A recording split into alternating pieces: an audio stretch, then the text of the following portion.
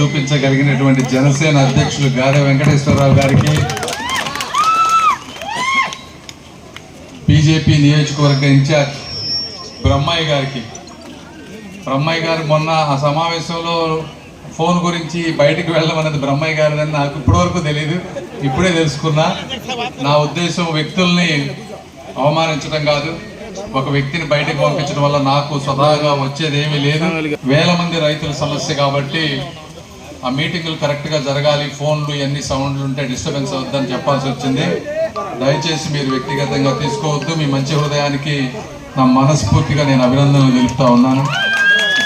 అదేవిధంగా యువకుడు జనసేన నియోజకవర్గ ఇన్ఛార్జ్ విజయశేఖర్ గారికి, ఫిరంగిపురం మండల పార్టీ అధ్యక్షులు నరసింహారావు గారికి, వేదికను అలంకరించినటువంటి నాయకులు కొత్తపల్లి కోటేశ్వరరావు గారు, కేశవ్ గారు, శివరామయ్య గారు, మహమ్మద్ యాకూబ్ గారు, ఆళ్ల కృష్ణమూర్తి గారు, కట్టా ప్రసాద్ గారు, అదేవిధంగా కట్టా అశోక్ గారు, మా చేత గుర్రాలు ఎక్కించారు వాళ్ళు వద్దన్నా కూడా, శ్రీ కాండ్రు దాసయ్య గారు, మండల అధికారులకు, మీడియా మిత్రులకు, అన్నిటికంటే ముఖ్యంగా గుండె నిండా ఒకటే జెండా అజెండాతో ఉన్నటువంటి గుండాలపాడు గ్రామస్తులు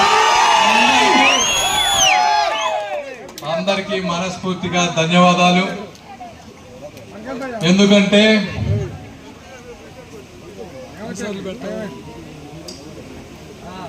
లైను మార్చితే లాభం వచ్చేటువంటి వ్యక్తులు ఉన్నటువంటి ఈ సమాజంలో 2019లో కూడా మీరు ఈ గ్రామంలో మెజారిటీ తీసుకొచ్చారంటే మీ అందరికీ సెల్యూట్ చేస్తా ఉన్నాను.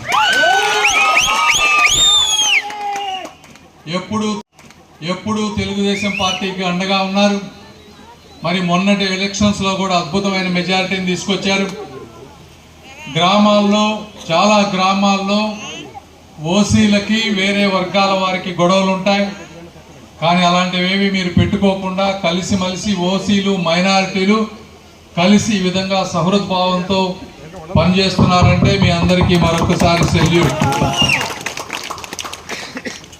అదేవిధంగా వస్తూ ఉంటే మనం చూస్తూ ఉన్నాం, పాపం ఒకళ్ళిద్దరు తప్పు లేదు అడగొచ్చు. అయితే నేను ఒకటే చెప్తా ఉన్నా, ఈ గ్రామంలోనే కాదు, ఈ తాడికొండ నియోజకవర్గంలో ఏ మారుమూలకి వెళ్ళినా, ఏ ఎస్సీ ఎస్టీ మైనారిటీ బీసీ కాలనీకి వెళ్ళినా సిమెంట్ రోడ్లు ఈరోజు అద్భుతంగా దర్శనమిస్తున్నాయంటే అది ఆ రోజు ఉన్నటువంటి తెలుగుదేశం పార్టీ ప్రభుత్వం, మంత్రిగా నారా లోకేష్ గారు, ఎమ్మెల్యేగా ఉన్నటువంటి మీ తెనాలి శ్రావణ్ కుమార్ గారు అని చెప్పి మీ అందరికీ నేను తెలియజేసుకుంటా ఉన్నా. గత 5 సంవత్సరాల్లో మీరు ఎక్కడైనా ఒక రోడ్డు ఎక్కడన్నా వేసిన మాట మీరు ఎక్కడన్నా చూసారా? లేదు. మళ్ళీ మనం వచ్చిన తర్వాత ఇప్పుడు వచ్చే ప్రాంతంలో మంచి రోడ్డు చూసాం. అదేవిధంగా కొత్త బిల్డింగులు కానీ ఇవన్నీ కూడా ఈరోజు కనపడతా ఉన్నాయి.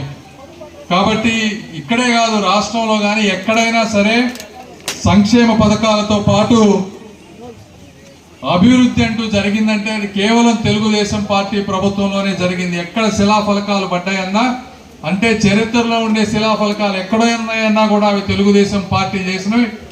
హైదరాబాద్లో పోతే హైటెక్ సిటీ అన్నా, ఎయిర్పోర్ట్ అన్నా, మెట్రో స్టేషన్ అన్నా ఇవన్నీ తెలుగుదేశం పార్టీలో జరిగినాయి.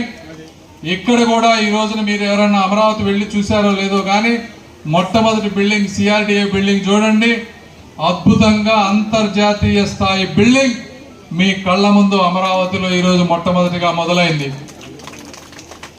మీరు అనుకోవచ్చు మీరు అమరావతి ప్రాంతానికి దూరంగా ఉన్నారని.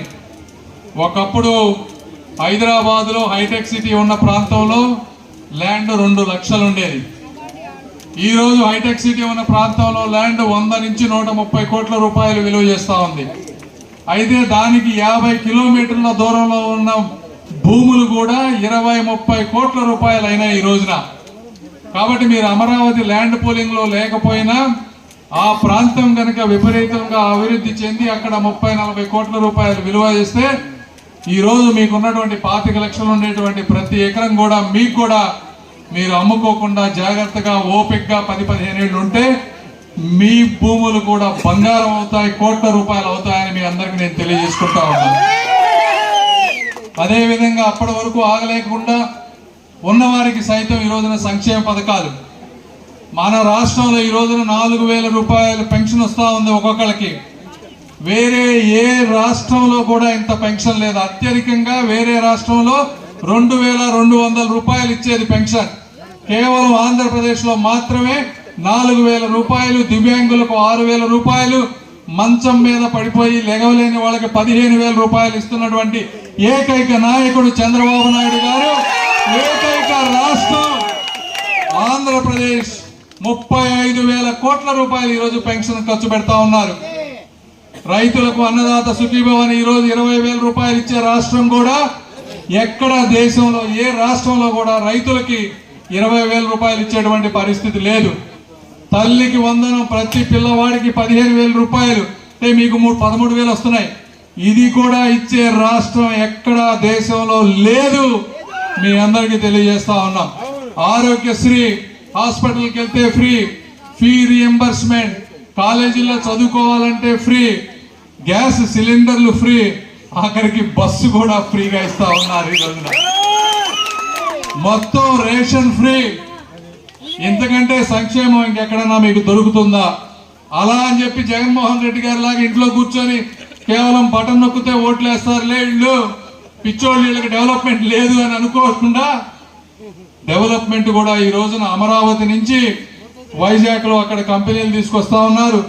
రాయలసీమని సస్యశ్యామలం చేస్తా ఉన్నారు.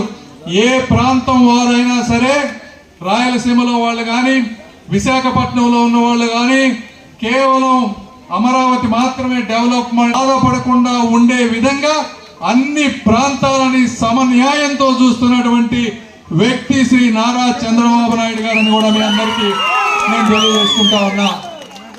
ఎందుకంటే కొంతమంది అడుగుతా ఉన్నారు అమరావతిలో కంపెనీలు అన్ని కావాలని. మీరు కూడా ఆలోచించాలి.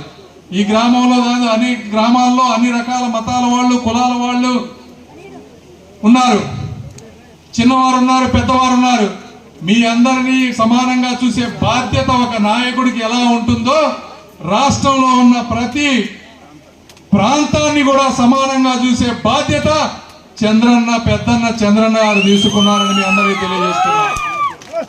అదేవిధంగా ఈ ప్రాంతంలో ల్యాండ్ వాల్యూ చాలా ఎక్కువ. వాటర్ కావాలి, డేటా సెంటర్లు పెట్టాలంటే అండర్ సీ కేబుల్స్ కావాలి. ఇవన్నీ కేవలం వైజాగ్ ప్రాంతంలోనే ఉంటాయి కాబట్టి ఆ ప్రాంతాన్ని సెలెక్ట్ చేశారు చంద్రబాబు నాయుడు గారు, అదేవిధంగా నారా లోకేష్ గారు. ఆ ప్రాంతంలో ఎక్కడైనా సరే మన రాష్ట్రానికి సంపద వస్తే ఆ సంపదని చంద్రబాబు నాయుడు గారు కానీ, లోకేష్ గారు కానీ, పవన్ కళ్యాణ్ గారు కానీ వాళ్ళు తినేది ఉండదు, పంచేది మీకే అని మీ అందరికీ నేను తెలియజేసుకుంటా ఉన్నా. ఈ ప్రాంతానికి విద్యా సంస్థలు తీసుకొస్తాం, గవర్నమెంట్ సంస్థలన్నీ తీసుకొస్తాం, ఇంకా కొత్త కొత్తవన్నీ కూడా తీసుకొస్తాం. తప్పనిసరిగా ఈ ప్రాంతాన్ని కూడా డెవలప్ చేస్తాం. ఒకప్పుడు